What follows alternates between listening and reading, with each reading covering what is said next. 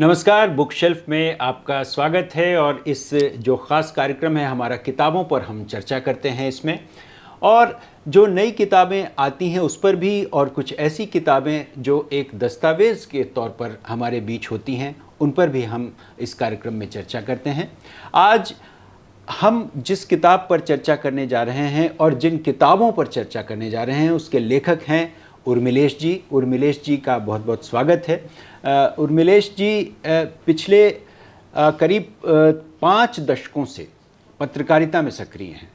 4 दशक तो हो ही गए सक्रिय तौर पर, लेकिन 5 दशकों से हम कह सकते हैं कि पत्रकारिता में सक्रिय हैं। और चाहे वो अखबार हो, टेलीविज़न हो, या फिर डिजिटल की जो दुनिया है, उसमें उर्मिलेश जी का लिखना पढ़ना आपने ज़रूर देखा होगा। साथ ही 10 किताबें उर्मिलेश जी ने लिखी हैं, और 10 किताबें अपने आप में एक दस्तावेज़ हैं, एक इतिहास हैं कि बहुत सारे लोगों के लिए एक ऐसी किताबें हैं जिनको पढ़ने के बाद उनको ढेर सारी जानकारियां अलग अलग क्षेत्रों में मिल सकती हैं। लेकिन हम आज जिस किताब पर चर्चा करने की शुरुआत कर रहे हैं वो है मेम का गांव, गोडसे की गली। उर्मिलेश जी की सबसे ताज़ा किताब है ये मेम का गांव और गोडसे की गली। गोडसे की गली यानी गोडसे, यहाँ जो आप जानते होंगे, नाथूराम गोडसे की चर्चा हमेशा लंबे समय से होती रही है गांधी के हत्यारे के तौर पर और आरएसएस से उनके रिश्ते के तौर पर। उर्मिलेश जी ने इस किताब में नाथूराम गोडसे से जुड़े हुए तमाम ऐसे तथ्य सामने लाने की कोशिश की है। हम उनसे ही जानते हैं उर्मिलेश जी से। उर्मिलेश जी, ये जो किताब आपने लिखी, इसके पीछे आपका पूरा का पूरा दर्शन, पूरा का पूरा जो रिसर्च है वो क्या है, और आज के संदर्भ में इसको हम कैसे देख सकते हैं? देखिए, कोविड-19 का वो दौर था और उस वक्त हम सब लोग घरों में बंद थे, लेकिन पढ़ाई का सिलसिला चालू था, लिखने का, पढ़ने का, लेकिन परेशानियां भी बहुत थीं। तो मेरे दिमाग में एक दिन बात आई कि मेरे पास बहुत सारे ट्रेवलॉग हैं, क्यों ना मैं उनको एक रूप दूं किताब का। तो जिस प्रकाशक से बात हुई उन्होंने भी कहा कि तत्काल आप दीजिए, हम इस पर करेंगे काम। और कोविड थोड़ा सा जब मध्यम हुआ तो हम लोगों ने इस पर सोचना शुरू कर दिया कि अब कैसे किया जाए क्या। तो मेरे पास कुछ चीज़ें पहले से लिखी थीं और कुछ मेरी याददाश्त में थीं, कुछ मेरे रिपोर्टर्स नोट में बंद थीं, क्योंकि मैं पत्रकार के रूप में एक रिपोर्टिंग करने वाला व्यक्ति रहा हूँ। डेस्क पर काम नहीं किया ज़्यादा, बल्कि कभी नहीं किया, रिपोर्टिंग में ही किया और फिर एडिटर बना। तो पुराने नोट्स जब मैं निकालने लगा तो मुझे तो लगा कि अरे ये तो इन पर तो काम किया जाना चाहिए। तो ये जो आप किताब देख रहे हैं वो कुछ पहले के लिखे यात्रा वृत्तांत और कुछ नए। अच्छा, ये यात्रा वृत्तांत उस तरह के भी नहीं है जो केवल आप पहाड़ देख रहे हैं, झरना देख रहे हैं, नदी देख रहे हैं और तमाम तरह की खूबसूरत या बदसूरत चीज़ें देख रहे हैं। दरअसल ये इतिहास की भी यात्रा है, समाज की भी यात्रा है। तो हम जो यात्रा कर रहे हैं भूगोल में ही नहीं, इतिहास और समाज में भी कर रहे हैं। तो इसमें आप पाएंगे कि केरल है, इसमें आप पाएंगे महाराष्ट्र है, इसमें आप पाएंगे आंध्रा है, इसमें आप पाएंगे तेलंगाना है, अब तेलंगाना बन गया, बिहार है, उत्तर प्रदेश है, मैंने तमाम स्टेट्स में जहाँ जहाँ मैं गया और मुझे कुछ लगा कि इस पर लिखा जाना चाहिए, तो ये किताब उसी पर है। इसमें जो मेम का गांव है वो हिमाचल में है, वो अंद्रेटा गांव है। और अंद्रेटा गांव अद्भुत गांव, जहाँ पर फिल्म के कलाकारों ने तरक्की पसंद, जो PWA इप्टा से जुड़े थे एक दौर में, या नहीं भी जुड़े थे, जो बाद में तरक्की पसंद सोच रखते थे, बहुत सारे लेखक, मूर्तिकार, चित्रकार, उन्होंने सोचा कि क्यों ना एक ऐसा गांव बनाया जाए जो पूरा समता मूलक मूल्यों पर आधारित हो, और वो गांव अंद्रेटा है। कबीर बेदी के पिता PL बेदी बहुत मशहूर व्यक्ति थे, सोशलिस्ट मोमेंट, लेफ्ट मोमेंट के। लाहौर की अपनी पूरी हवेली आंदोलन को उन्होंने समर्पित कर दी, कम्यून उसमें चलता था। वो भी इस गांव में आकर रहे। उनकी पत्नी तो खैर उसकी किरदार ही थी सबसे महत्वपूर्ण। तो मेम जो आपने कहा वो उनकी पत्नी है? एक्चुअली वो एक अलग मतलब महिला हैं, लेकिन वो उनकी दोस्त थी। और जो मेम है वो कबीर बेदी की माँ की दोस्त हैं। अच्छा जी। तो ये इसमें गोडसे का संदर्भ जैसे आपने लिया जी, गोडसे की गली जी, ये एक अलग यात्रा वृत्तांत है। जी, जी। मैं 2004 के चुनाव में जो लोकसभा का चुनाव हो रहा था, आपको याद होगा, और कुछ जगहों पर संभवतः विधानसभा भी रहा होगा, तो आमतौर पे मैं जिस अखबार में काम करता था उस अखबार में मुझे हिंदी के जो प्रमुख क्षेत्र थे वहाँ मुझे रिपोर्टिंग के लिए कम भेजा जाता था। मैं उन दिनों लोग कहते थे कि ये शंटिंग पर है, शंटिंग में है, तो मुझे साउथ में भेजा जाता था, या जिसमें हिंदी अखबार के अंदर जिसकी रिपोर्ट ज़्यादा छापने की ज़रूरत न पड़े ऐसे राज्यों में भेजा जाता था। तो मैं उन दिनों महाराष्ट्र और कुछ इस तरह के मध्य भारत है, दक्षिण में भी भेजा गया था। तो महाराष्ट्र के दौरे में जब मैं घूम रहा था इलेक्शन कवर करने, उस समय मुझे अद्भुत चीज़ें कुछ दिखाई दे रही थी। और उन्हीं दिनों मुझे पता चला कि भाई नथुराम गोडसे का जो भाई है गोपाल गोडसे, गांधी की नृशंस हत्या का, वह भी एक न केवल अभियुक्त बल्कि सजा याफ्ता व्यक्ति, सजा काट कर लौटा, वो भी इसी शहर में रहता है, लेकिन उसका पुणे में कम लोग जानते हैं अता पता। तो जब मैंने उन दिनों अभिनव भारत नाम का एक संगठन बहुत ही कुख्यात था और अभी भी है, वो तमाम तरह के तरक्की पसंद लोगों पर हमले कराने का उस पर अभियोग लगता रहता था। अभियुक्त उसके कई पकड़े भी गए थे। मुझे नहीं मालूम कि कोई कन्विक्ट हुआ या नहीं हुआ, लेकिन अभियुक्त तो थे। उसकी खबरें छपा करती थीं। तो मैंने पता किया कि कौन लोग हैं, तो लोगों ने कहा कि हिमानी सावरकर जो विश्व हिंदू परिषद की हिंदू महासभा की नेता हैं, लोग कहते हैं कि उनका भी इस तरह के संगठनों से थोड़ा बहुत रिश्ता है। पता नहीं, मुझे नहीं मालूम कि है कि नहीं है, लेकिन मैं पड़ताल में निकल पड़ा और मैंने सोचा कि हारसेज माउथ से बात की जाए। तो मैंने उनसे समय मांगा और समय मिल गया। पहले टेलीफोन मिला, फिर समय मिला और मैं उनके यहाँ चला गया और उनसे बड़ी दिलचस्प बात हुई और वो बात इसमें दर्ज है इस किताब में। फिर उन्हीं के जरिए मैं उनके पिताजी से मिला और बाद में तब पता चला कि भैया उनके पिता गोपाल गोडसे हैं, यानी वो नथुराम गोडसे की भतीजी हैं। अच्छा। और सावरकर की पुत्रवधू हैं। तो ये तो बहुत साफ है कि किस तरह से नाथूराम गोडसे को जो कहा जाता है, जो आज राहुल गांधी भी कह रहे हैं, और आज से क्या वो काफ़ी समय से कह रहे हैं कि किस तरह से नाथूराम गोडसे का आरएसएस से करीबी रिश्ता रहा है।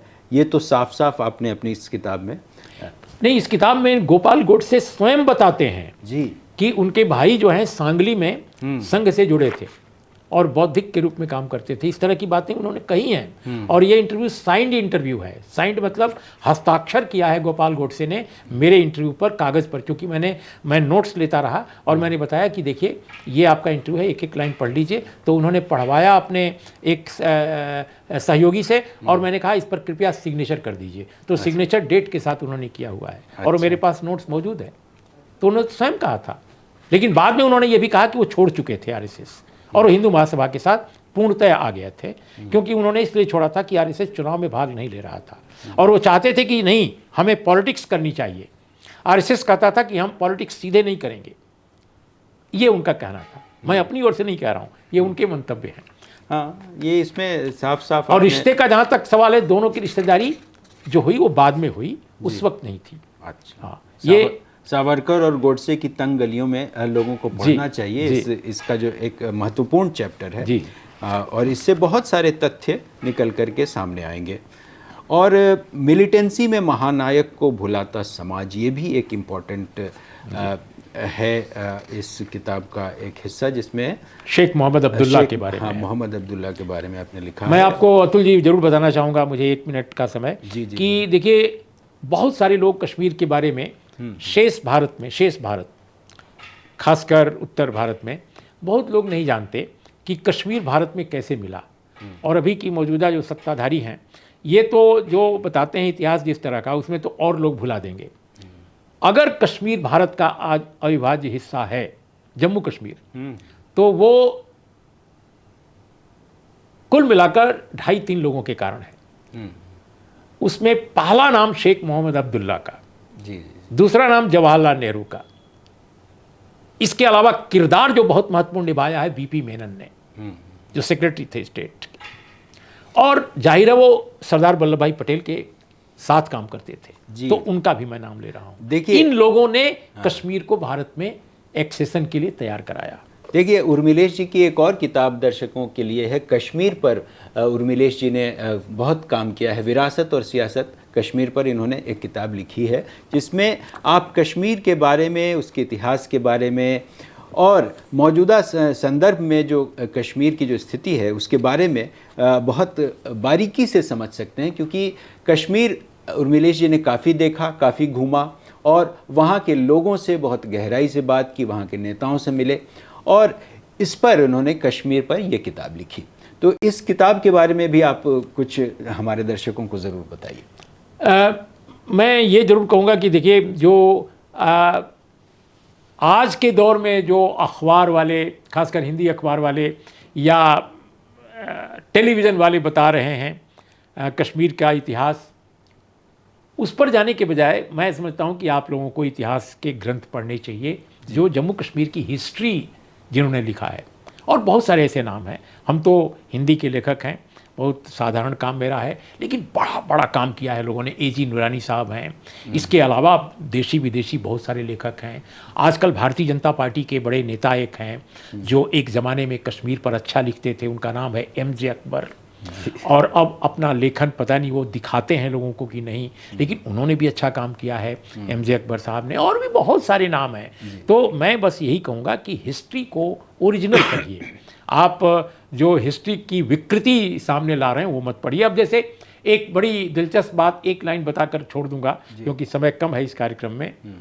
बहुत सारे लोग समझते हैं कि 370 का जो नाम लेगा वो देशद्रोही होगा। लेकिन 370 भारत के संविधान में जब शामिल की गई आर्टिकल के रूप में, तो आजकल के जो सत्ताधारी हैं उनके एक आराध्य श्रद्धेय नेता श्रीमान श्यामा प्रसाद मुखर्जी, उन्होंने आर्टिकल 370 के पक्ष में मतदान किया था। देखिए, सोचिए, कॉन्स्टिट्यूएंट असेंबली में श्यामा प्रसाद मुखर्जी जनसंघ के संस्थापक, बीजेपी के और जनसंघ के आराध्य देव, उन्होंने वोट किया था हाथ उठाकर 370 के पक्ष में। यह अलग बात है कि बाद के दिनों में उन्होंने विरोध करना शुरू किया, उन्होंने इस्तीफा भी दिया था नेहरू कैबिनेट से, लेकिन उन्होंने 370 पर नहीं दिया था, उन्होंने नेहरू लियाकत पैक्ट पर दिया था। ये बात भी कम लोग जानते हैं। मैंने अपनी किताब में वो सारा जो वृतांत है वो लिखा है। जी जी जी। एक आपकी तीसरी किताब भी अभी मेरे हाथ में है, गाज़ीपुर में क्रिस्टोफर कॉडवेल। ये पढ़ने से कई बार ऐसा लगता है कि गाज़ीपुर में क्रिस्टोफर कॉडवेल का क्या मतलब है। बहुत ही इस किताब का कोई भी पाठक ये सवाल जरूर करता है जी। और आप तो संपादक हैं। देखिए, ये गाज़ीपुर मेरा ज़िला है जी, जहाँ मैं पैदा हुआ, जिस ज़िले के एक गांव में। और माना जाता है कि बड़ा मैं इसलिए नहीं कि मैं वहाँ पैदा हुआ, इसलिए ये ऐतिहासिक एक ज़िला है हमारे उत्तर प्रदेश का और देश का भी। एक तो यहाँ की एक खूबी है कि यहाँ बहुत बड़े बड़े गाँव हैं। देश का सबसे बड़ा जो गांव है वो भी गाज़ीपुर में है, उसका नाम है गामर। मेरा गांव भी गाज़ीपुर के बड़े गांव में से एक है, लेकिन गामर से छोटा है। तो बड़े बड़े गांव हैं और गंगा जमुना तो नहीं बहती, गंगा। तो गंगा पूरे गाज़ीपुर में बहती हैं। और गंगा न केवल पवित्र नदी मानी जाती है, बल्कि हमारे लिए तो माँ है, क्योंकि हमारे खेतों में जो पैदावार होती है उसके पानी से होती थी और आज भी। तो गंगा का ये पूरा इलाका है, बहुत उपजाऊ ज़मीन है। और भी कई इसके कारण हैं। एक तो ऐतिहासिक इसका रोल रहा है इतिहास में हमेशा, मध्यकाल में भी और आधुनिक काल में भी। वो अलग कहानी है, उस पर मैं नहीं जाऊंगा। लेकिन आपने जो पूछा है सवाल, उसका जवाब मैं दूं। देखिए, गाज़ीपुर में क्रिस्टोफर कॉडवेल की आवाज़ें, इसमें एक चैप्टर है। ये मेरा एक मेमोयर है। तो मेमोयर में संस्मरण कई हैं, आई थिंक 12 चैप्टर हैं। हर चैप्टर अलग अलग क्षेत्रों के बारे में, अलग अलग समय के बारे में है। इसमें जो एक चैप्टर जिसका नाम है गाज़ीपुर में क्रिस्टोफर कॉडवेल की आवाज़ें, वो मेरे जनपद पर है। तो मेरे ज़िले पर एक ही चैप्टर है, लेकिन किताब का नाम उसी एक चैप्टर पर रख दिया गया, क्योंकि हमको लगा और हमारे घर के भी कई लोगों को लगा कि ये अच्छा नाम होगा। क्रिस्टोफर कॉडवेल इंग्लैंड में पैदा हुए थे और स्पेनिश सिविल वार में ये शहीद हुए थे, जनता और आवाम के लिए लड़ते हुए। बहुत बड़े लेखक थे और सौंदर्य शास्त्र के ये विशेषज्ञ थे। मार्क्सवादी विचारधारा से प्रेरित थे। लेकिन जब ये शहीद हुए वॉर में, तो उस वक्त कोई किताब उनकी छपी नहीं थी, कोई जानता भी नहीं था कि ये बहुत बड़े लेखक हैं। लोग जानते थे कि टेक्नीशियन है, इंजीनियर टाइप आदमी है। और उस समय दुनिया के कई बड़े राइटर सिविल वार में गए थे लड़ने के लिए, आह्वान किया था लोगों ने, और कई लोग गए, बड़े बड़े राइटर्स। कुछ लोग शहीद हुए, उनमें एक ये थे। इनकी शहादत के बाद जब इनकी लकड़ी की संदूक इनके घर में खोली गई तो कई किताबों की मैन्युस्क्रिप्ट मिली, और उसमें किताबें जब छपनी शुरू हुई तो पता चला कि ये दुनिया के मशहूर क्रिटिक बन गए, सौंदर्य शास्त्री। और जब मैं जेएनयू में पढ़ता था तो जेएनयू में आने से पहले जब इलाहाबाद में था तो हमारे एक दोस्त थे केपी सिंह, कृष्ण प्रताप सिंह, जिनके नाम पर एक कहानी सम्मान भी चलता है आजकल। तो वो हम एक ही हॉस्टल में रहते थे। तो पहली बार क्रिस्टोफर कार्डवेल का नाम मैंने केपी सिंह से सुना। हम लोग उनको कृष्ण प्रताप नहीं केपी कहते थे, तो केपी से सुना क्योंकि आजमगढ़ में होता है ये सम्मान। हाँ, तो वो बहुत पढ़ते लिखते थे, हम लोग उतने पढ़ते लिखते नहीं थे। तो उन्होंने क्रिस्टोफर कार्डवेल का, उर्मिलेश क्रिस्टोफर कार्डवेल को पढ़ो। मैंने कहा किताब मेरे पास है, तो दी हमने किताब पढ़ी, पूरी समझ में नहीं आई। बाद में जब मैं जेएनयू पहुंचा, जब बुद्धि थोड़ी और खुल गई थी, तब मैंने समझना शुरू किया कि कितना ग्रेट आदमी था। तो ये किताब का शीर्षक इसलिए रखा गया है कि पूरे देश में, भारत में जो मैंने पता किया, क्रिस्टोफर कार्डवेल पर जिस एक आदमी ने पीएचडी की सबसे पहले, वो मेरे जिले का था और उनका नाम था डॉक्टर पीएन सिंह। अच्छा। तो मैंने डॉक्टर पीएन सिंह से मुलाकात एक बार हो गई अचानक, क्योंकि उस जिले में मेरा एक नागरिक अभिनंदन हो रहा था और उस नागरिक अभिनंदन की अध्यक्षता जो है पीएन सिंह साहब कर रहे थे। वो पहली मुलाकात मेरी थी या दूसरी, फोन पर बात हो चुकी थी। तो ये बात है, तो पता चला कि अरे उन्होंने क्रिस्टोफर कार्डवेल पर पीएचडी की है। मैं चकित रह गया। मैंने कहा अरे गाजीपुर में क्रिस्टोफर कार्डवेल, मेरे मुंह से निकला। तो उन्होंने कहा कि क्यों, आपको चकित क्यों हो रहे हैं? तो मैंने कहा कहाँ से किया है पीएचडी आपने? तो उन्होंने कहा जयपुर से, राजस्थान यूनिवर्सिटी से। मैंने कहा किसके अंडर में? तो उन्होंने बताया। तो मैंने खोजा थोड़ा गूगल पर, जमाना था 2016-17 की बात है ये, तो मिल गया वो उनका नाम, उनके गाइड का। तब मैं समझ पाया कि ओ ग्रेट टीचर, ग्रेट स्कॉलर, जिन्होंने इनको पीएचडी कराई है। और मैं बड़ा प्रभावित हुआ इस बात से। तो वो गाजीपुर में क्रिस्टोफर कार्डवेल वही है। चलिए, वही मुझे लगा कि इसके पीछे की कहानी ज़रूर कोई ना कोई होगी और दिलचस्प है ये काफ़ी। वैसे मतलब ये ओवरऑल अगर कोई भी पढ़ता है तो निश्चित रूप से उत्सुकता एक बनी आकर्षित करने वाला शीर्षक है। आपने बिहार पे भी शुरुआत तो वहीं से की। आपने 91 में आपकी जो पहली किताब आई थी वो बिहार पर ही थी, बिहार की राजनीति पर थी शायद, बिहार का सच। बिहार का सच। और आपका एक बहुत गहरा रिश्ता कहीं ना कहीं भूमिहीनों से, वहाँ के भूमि संघर्ष से या वहाँ के कम्युनिस्ट आंदोलन से भी काफ़ी गंभीरता से आप जुड़े रहे। इस पूरे दौर में जो आपने किताबों का जो अपना एक सफ़रनामा तय किया, अभी तक 10 किताबें आई हैं, आने वाले वक्त में इस कड़ी में और क्या आने जा रहा है? देखिए, मैं 2-3 काम करना चाहता हूँ कंप्लीट। अगर सेहत मेरी ठीक रहती है, और मैं चाहता हूँ कि सेहत ठीक रहे जब तक ज़िंदगी है। समय और जो स्थितियां हैं वो पता नहीं आदमी को कहाँ ले जाएंगी, नोबडी नोज। जब आप लिखना चाहेंगे, करना चाहेंगे, अब कर तो मैं एक तो मॉडर्निस्ट, मैंने 1945-46 से लेकर के आज तक के दौर पर एक किताब मेरी है, जो काम जो मैं कर रहा हूँ लगभग कंप्लीट होने वाली है और कुछ वक्त और लगेगा। तो एक हिस्टोरिकल पर्सपेक्टिव में मैंने आज के भारत को देखा है और देखने की कोशिश की है। कुछ चैप्टर्स बाकी हैं, लेकिन मैंने काफ़ी रिसर्च उस पर किया है। एक तो वो है। दूसरा, मैं कुछ अपने मेमोयर्स और जो बाकी हैं, मेरे गांव से लेकर, मेरे परिवार से लेकर, पढ़ाई लिखाई और बाद के दिनों में, इस पर एक है, तो वो एक काम है। और एक छोटा काम और है, मैंने कम पेजेस का, क्योंकि दोनों किताबें मोटी होंगी। एक करीब 150-200 पेज की एक किताब और है, जो डॉक्टर B.R. अम्बेडकर के कॉन्टेक्स्ट में, उनके संदर्भ में मैं कुछ कर रहा हूँ। तो वो भी मैं चाहता हूँ कि कंप्लीट हो जाए। ये 3 मेरे इस समय प्रमुख काम है। चलिए, बहुत शुभकामनाएं आपको, और हमें उम्मीद है हमारे दर्शकों को भी कि ये तीनों किताबें जल्दी उनके सामने आएंगी। और उर्मिलेश जी की सारी किताबें आप ज़रूर पढ़ें, ऑनलाइन उपलब्ध हैं सारी किताबें। जो भी आप चाहें, अमेज़ॉन पे या फ्लिपकार्ट पे, जहाँ भी आप चाहें, उर्मिलेश नाम टाइप कीजिए, अपने आप आपको उनकी सारी किताबें मिल जाएंगी। बहुत बहुत शुक्रिया उर्मिलेश जी इस चर्चा में हिस्सा लेने के लिए। बहुत बहुत शुक्रिया, धन्यवाद अतुल जी, आपने इस कार्यक्रम में हमारी किताबों पर चर्चा की।